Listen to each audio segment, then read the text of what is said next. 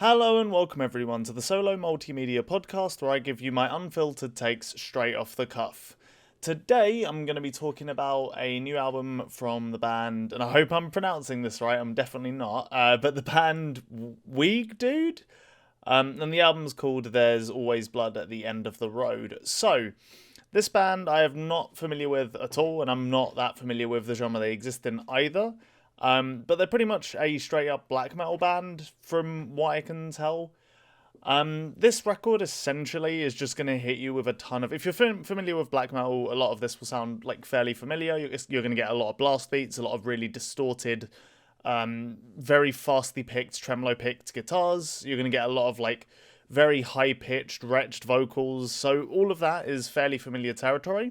But I think one of the things that this record does slightly differently is, at least to my ears, this sounds like a more intense and kind of noisy black metal record than is typical. I think a lot of people associate black metal with very wintry and melodic sounds, but that's not exactly what you're getting here.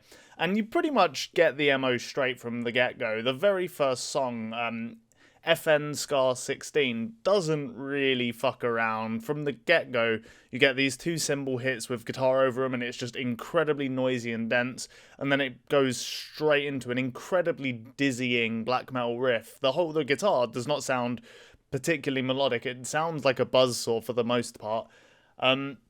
And the song is just very intense front to back, and this whole record, honestly, is quite intense front to back. So it's honestly a bit of a miracle that this album doesn't end up kind of weighing, like, doesn't try my patience too much, which is a problem I have with the genre in general. I know a lot of people really liked, the band was called A Spectral Wound. I think the album was called A Diabolic Thirst from either last year or the year before. A lot of people seem to really like that record as just like a solid, kind of old school sounding black metal project, but I ended up getting a bit bored of it. Like, it was one of those things where when the record was on initially, I was really into it because the sounds are super intense, very visceral and that kind of thing. But as it goes on, it just ended up dragging out its ideas a bit too long. And I'm glad to say that doesn't really happen here. There's a little bit more variety and a couple experiments and ideas that go over really well for the most part. However, I'm not going to sit here and pretend like most people will pick up on this, especially if you're not familiar with the genre. For the most part, this thing is going to be an incredibly intense, very almost like sonically hateful listen. And again, for the first track, like I said, it's just very dizzying for the most part. It's quite repetitive, but I think because of how strange the riff sounds, at least to me, for black metal, I think it keeps up what it's trying to do really quite well, and I actually think it's a great opening song. And then the second song just does not let up at all. It's just as blistering, but it mixes in a few more riffs and is less purely nauseating by just sheer force. So it adds a nice amount of variety, and that makes the whole makes the flow of the first two songs really feel less repetitive than it could have been, I suppose. For example, there's a riff in the halfway point that I absolutely love, and it helps it from keeping repetitive while still being a very dark and intense riff, so maintaining the atmosphere. I also love the slightly sharper, more angular guitar sounds in the mix throughout the song. They kind of almost... This is kind of what I mean by the experimentation over the course of this album. You get little change-ups like this. Like, these guitar notes in this song in particular remind me of something that maybe Conjurer or Gojira would do. For the record, if anyone doesn't know Conjurer, I highly recommend their debut album, Maya. They're a really fucking good metal band, so yeah, go check them out for sure.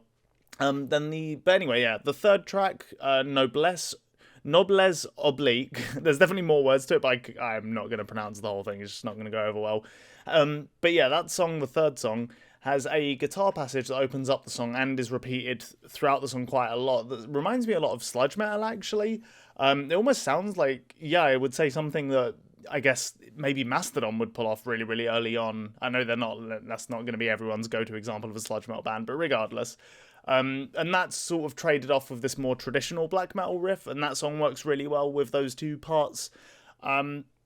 So yeah, overall, up until this point, I was quite impressed with the record. It was still delivering on its MO and the MO of black metal in general, in being this very kind of like this very standoffish, intense genre and sound with a lot of repetition intentionally.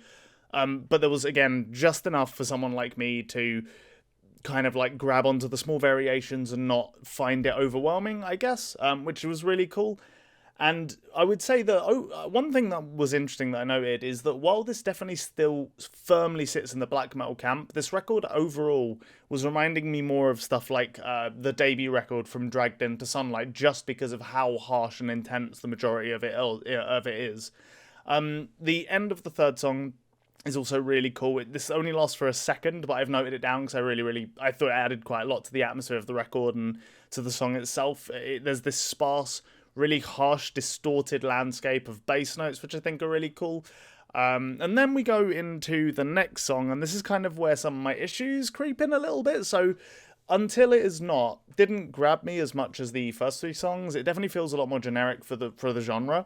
It's more mid-paced and melodic, which is a nice change for the record, and I understand why it's here and what it's doing, but as a song it just didn't do a whole lot for me, unfortunately. But the next song is very much the centerpiece of the album. It opens with a clean guitar passage. It's presented in a more kind of like ambitious light, I guess, than most of the other songs. And also it is by far actually maybe not by far, but it is the longest song on the record, sitting at about 8.5 minutes. I think the next longest one is like just over 5, something like that. So it's a decent amount longer. And after the clean passage, you get this intense wall of blast beats, very similar to kind of like what you've heard over the record so far. But one of the things that caught me off guard a little bit was the I think this song has what sounds like throat singing in it, which just somehow comes across surprisingly well. It actually works really, really well, I think, for the atmosphere they're going for. It definitely doesn't hit as intense as the first 3 tracks, but it's also not quite as melodic as the fourth track. So it was kind of just an interesting mid-paced, atmospheric, but still kind of like slightly off-kilter song, which I really, really enjoyed. And overall, the vibe of the song is very cool. It's a lot more atmospheric than the first half, but like I said, I do wish it changed up a little more. This is, like I said, this is kind of where some of my issues start creeping in. I think this song, for being 8 minutes, I understand what they were doing, but it definitely could have used, like, I don't know, a couple more just flourishes here and there to keep my attention for the whole way through. But overall, that middle part of the record, like I said, I have some issues with it, but I understand it's kind of going for a more melodic vibe, more of a almost like traditional black metal vibe, I guess. And it's a nice little bit of variation, if nothing else, especially considering that the next track brings back that ridiculous intensity. It opens with this tornado of speedy cymbal hits and double kick, and the distorted guitars are some of the more like noisy passages across the record, and you kind of get shots of this interspersed with a little bit of like, maybe not exactly silence, but definitely quietness. There's maybe 4 of these shots before the main track just kicks in, and it's just a very intense, noisy listen front to back, very reminiscent of what they were doing on the first part of the record.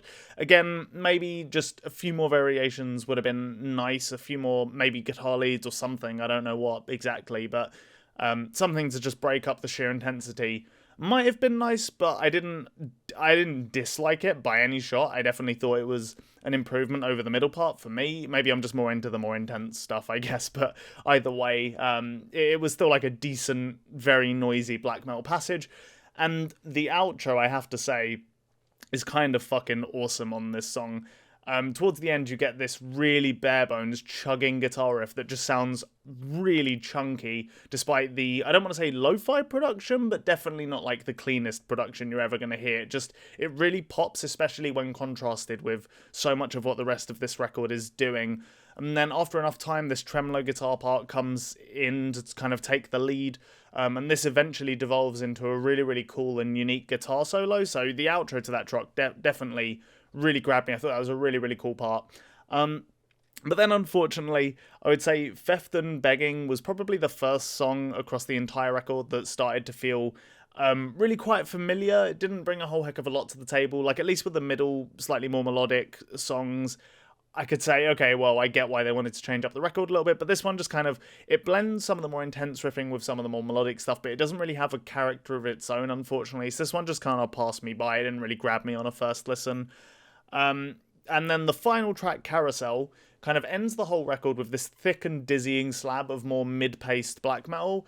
And the throat singing makes a return, which I was actually really surprised about and kind of happy about, because it definitely helps. I think without the throat singing, or what I'm assuming is throat singing anyway, this track could have 100% fallen into the kind of, yeah, just into, it could have just fallen into the record and not really stood out on its own. But I think that definitely, that coming back gives a character to this song, sorry, that wouldn't be there otherwise. And then also from the midpoint onwards, you get some pretty interesting, almost, I would say, almost mathcore inspired guitar leads that pop in. And they add quite a lot to keep the song from feeling as repetitive as maybe a couple of the others here. And I would say overall it's a decent close. It has quite a unique feature. Or quite a couple unique features, I guess, especially when contrasted with a decent amount of this record. But I don't want to make it sound like I found the whole record too repetitive overall. Like I said at the very, very start, there are black metal records that end up feeling a bit like that. But this one, I kind of thought it would be, because it opens with such an intense sound that I was expecting it to more or less sound like that from front to back. And if that was the case, I definitely would have, my attention would have been lost about halfway through, and I'd just be, listening to the rest almost as a formality. But I'm glad to say there were definitely enough variations on the formula in this that I was engaged for the vast majority of the listen. And the sound itself is kind of fucking awesome. If anybody knows a good reference point for this kind of very intense, very, very harsh black metal, I would love to know some of it, because this isn't a part of the genre that I'm as familiar with. I'm more familiar with the kind of more melodic stuff that's inspired from like Emperor, for example, and whatnot, some of the more theatrical stuff too. So definitely some of the more just harsher, gritty stuff. I would really appreciate it if anyone has any recommendations. But yeah, I really enjoyed this album. I thought it was a pretty great record, actually, overall. I think, again, it could have maybe used, I don't know, just a little bit more variety maybe on individual tracks. But for the most part, I was surprisingly pleased with the overall variety over the entire record. And like I said, a couple of these songs are just straight up fucking bangers. They're really, really good, really intense black metal songs, and the riffs are just, a lot of them are super intense. One thing I didn't talk about, I guess, is the production. I sort of briefly mentioned it. I really like the production on this record. It's not as lo-fi as a lot of black metal tends to go, but at the same time, it's still nowhere near, sounding clean or incredibly, like, overproduced or anything like that. It's got a really good quality to it. It's quite noisy, but not so noisy that it ends up just evolving into chaos. So yeah, really enjoyed this record. I'm looking forward to whatever this band do in the future, for sure, because from what I understand, this is a departure from their previous records, which I haven't listened to, but I've kind of read a little bit about, and they seem to be like a trilogy of sorts. I think they were more of that typical wintry black metal stuff, so, I'll probably give them a listen at some point, but from what I understand, this is a bit of a departure, and I would say this is more my style of thing by the sounds of things. But yeah, if you enjoyed the video, or if you enjoyed listening, I guess, feel free to like or subscribe or leave a comment or anything like that. And yeah, cheers for listening.